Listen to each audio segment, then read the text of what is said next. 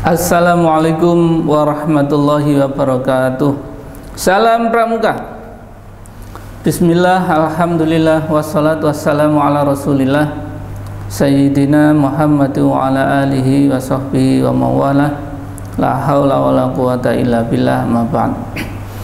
Yang saya hormati kakak-kakak pengurus Satuan Komunitas Pramuka Ma'arif NU tingkat daerah Jawa Timur.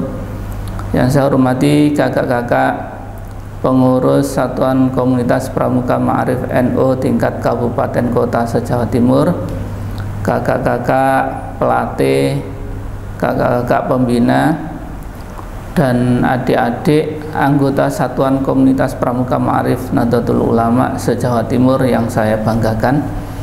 Alhamdulillah kita bisa melanjutkan program Pramuka Mengaji di channel Pramuka Ma'arif TV, yang channel ini milik Satuan Komunitas Pramuka Ma'arif Nahdlatul Ulama. Kakak yang saya hormati, kita beberapa hari terakhir ini terutama di Surabaya itu selalu ada operasi patuh pakai masker. Jadi dalam wabah virus corona ini, pemerintah daerah Jawa Timur sudah mengeluarkan pergub tentang penanganan COVID-19, termasuk antara lain wajib menggunakan masker terutama di tempat-tempat umum. Dan kita juga mengalami kena razia karena ketidakpatuhan kita terhadap protokol kesehatan. Oleh karena itu, saya menghimbau dan mengajak, mari kita semuanya berusaha untuk patuh terhadap peraturan, karena peraturan itu dibuat adalah untuk menertibkan, untuk membuat keadaan lebih baik, sehingga dengan mematuhi peraturan yang sudah dibuat itu harapannya kita akan bisa menjalani kehidupan dengan baik. Nah, Allah Subhanahu wa ta'ala berfirman dalam Al-Quran, A'udzubillahi minasyaitonirrajim, bismillahirrahmanirrahim, Ya ayyuhalladzina amanu ati'ullaha wa ati'ur rasul wa ulil amri minkum, al-ayah. Bahwa kita sebagai orang yang beriman, kita sebagai pembina pramuka yang beriman kepada Allah sebagaimana dasar dharma yang nomor 1 yang sudah kita sampaikan dulu, pembina pramuka di lingkungan lembaga pendidikan ma'arif harus taat kepada Allah, taat kepada Rasul, dan taat kepada ulil amri.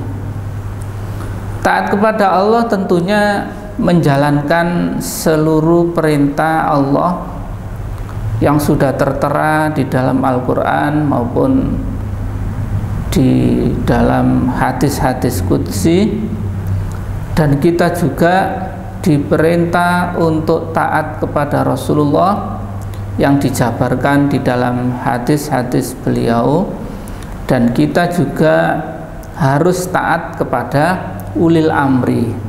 Nah, ulil amri ini nanti bermacam-macam bentuknya. Kakak-kakak, para pengurus, para pembina, para pelatih, dan adik-adik anggota Satuan Komunitas Pramuka Ma'arif Nahdlatul Ulama se-Jawa Timur yang saya banggakan, ya, di dalam ayat tadi yang saya bacakan itu taat yang pertama adalah taat kepada Allah. ati'ullaha wa ati'ur rasul wa ulil amri. Jadi urutannya taat yang kita prioritaskan yang pertama adalah taat kepada Allah, yang kedua taat kepada Rasulullah, dan yang ketiga taat kepada ulil amri. Taat kepada Allah adalah menjalankan seluruh perintahnya dan menjauhi seluruh larangannya.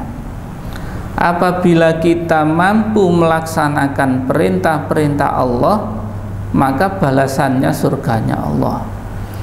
Apabila kita tidak mampu melaksanakan perintah-perintah Allah, kemudian kita melanggar larangan-larangan Allah, balasannya tentunya adalah nerakanya Allah.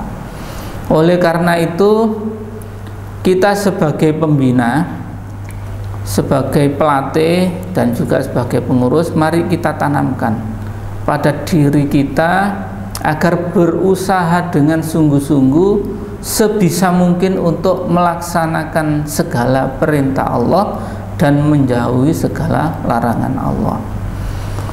Dan sebenarnya Allah memerintahkan kita taat kepadanya adalah sesuai kemampuan kita. Jadi tidak harus melebihi kemampuan kita. Ittaqullaha mastata'tum. Jadi kita diperintah untuk taat kepada Allah ya semampu kita.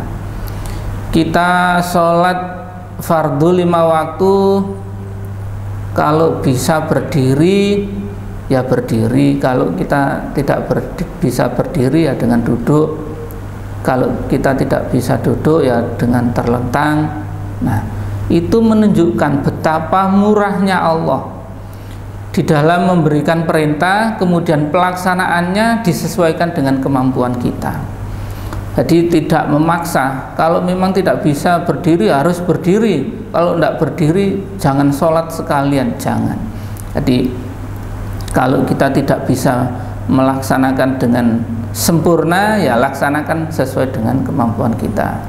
Kalau kita tidak bisa melaksanakan semuanya, ya kita belajar untuk nyicil istilahnya. Mungkin beberapa hal yang bisa kita laksanakan, ya kita laksanakan. Selebihnya yang belum mampu kita laksanakan, kita berusaha untuk bisa melaksanakan. Kakak-kakak, patuh ini kalau di dalam gerakan pramuka termasuk dasar dharma yang nomor 4, patuh dan suka bermusyawarah. Jadi patuh urutannya adalah pertama patuh kepada Allah, kemudian patuh kepada Rasulullah. Karena patuh kepada Rasulullah ini juga sama dengan patuh kepada Allah. Kata Rasulullah,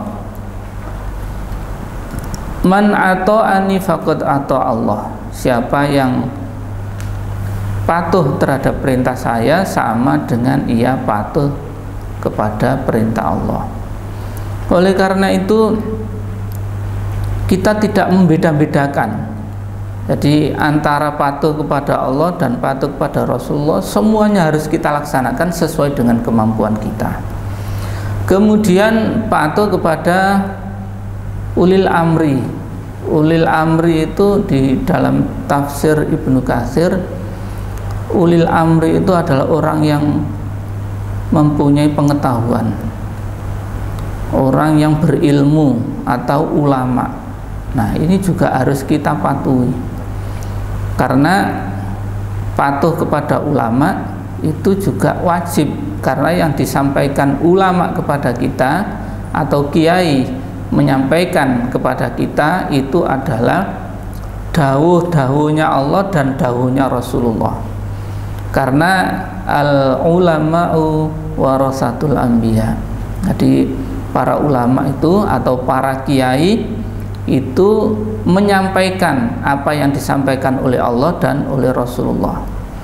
Maka kita sebagai pembina pramuka di lingkungan Ma'arif NU patuh kepada kiai atau taat kepada kiai itu hukumnya wajib.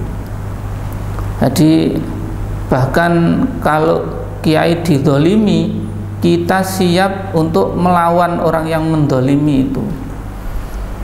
Oleh karena itu, komitmen kita sebagai pramuka ma'arif harus selalu menjaga para kiai, para ulama atau para ustadz. Baik kita sebagai pembina pramuka, sebagai anggota pramuka, atau mungkin ada yang merangkap pembina pramuka juga menjadi anggota Banser, apalagi itu kewajibannya adalah menjaga para kiai dari serangan-serangan orang yang tidak bertanggung jawab, sebagaimana beberapa waktu yang lalu ada seorang ulama yang ditusuk oleh orang, kemudian orangnya mengaku atau siapalah pembelanya mengaku bahwa dia itu orang gila. Nah, setelah mematuhi Allah, Rasul, ulil amri, itu kemudian kita diwajibkan juga patuh kepada kedua orang tua. Kedua orang tua kita itu harus kita patuhi sebagaimana Allah memerintahkan, wa qadha rabbuka alla ta'budu illa iyyahu wa bil walidaini ihsana. Jadi kita mematuhi kedua orang tua itu juga hukumnya wajib selama perintahnya tidak maksiat kepada Allah. Kemudian termasuk orang tua kita yang ada di sekolah, yaitu bapak ibu guru, itu juga termasuk orang tua kita. Jadi kalau di rumah orang tua kita adalah bapak dan ibu yang melahirkan kita, tetapi kalau di sekolah itu bisa jadi bapak ibu guru dan para pembina pramuka itu adalah orang tua kita yang fatwanya atau perintah-perintahnya harus kita patuhi. Jadi kakak-kakak pembina yang membina kita itu juga harus kita patuhi perintah-perintahnya selama perintahnya itu tidak menyuruh bermaksiat kepada Allah. Termasuk ulil amri itu bisa jadi pemerintahan. Pemerintahan itu ada pemerintahan pusat, pemerintahan daerah, pemerintahan kabupaten kota, bahkan sampai ada pemerintahan tingkat RT. Itu termasuk ulul amri yang harus kita patuhi tata aturannya atau peraturan-peraturan yang dikeluarkan oleh pemerintah, supaya kita tidak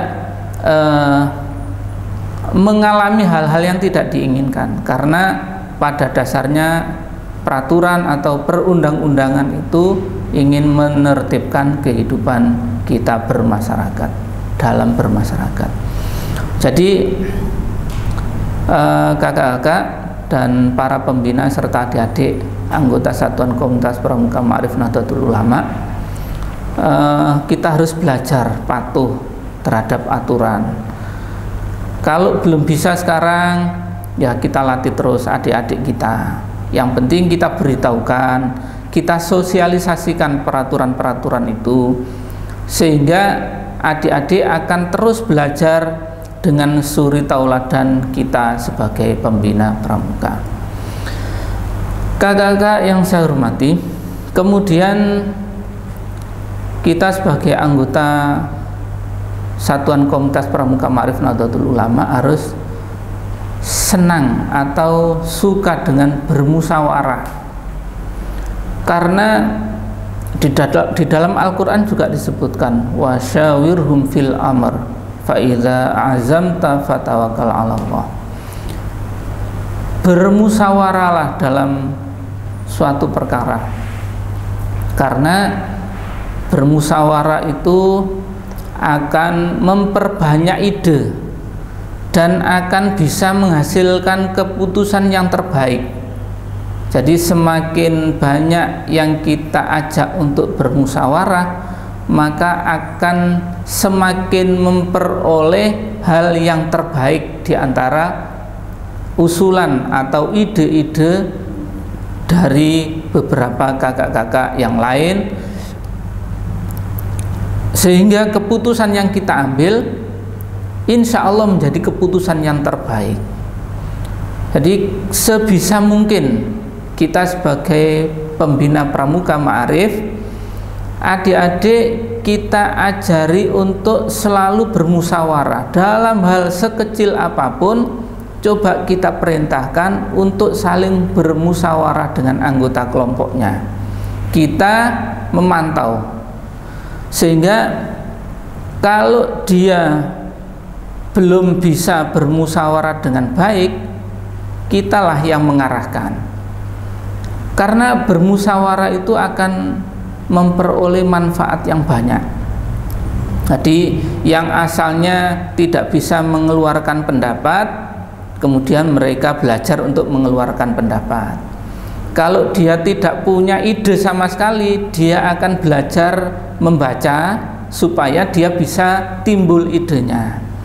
Jadi cara-cara bermusyawarah harus kita sampaikan kepada adik-adik, sehingga adik-adik kita nanti suka bermusyawarah di sekolah, di masyarakat, atau dimanapun tempat. Dia akan lebih senang bermusyawarah daripada memutuskan suatu perkara itu sendirian. Ada sahabat Rasulullah yang mengatakan bahwa saya tidak pernah melihat orang yang sering mengajak musyawarah kecuali Rasulullah. Jadi Rasulullah itu senang bermusyawarah. Sedikit-sedikit sahabat dipanggil, diajak bermusyawarah untuk memecahkan segala sesuatu yang dihadapi kaum muslimin, termasuk strategi perang.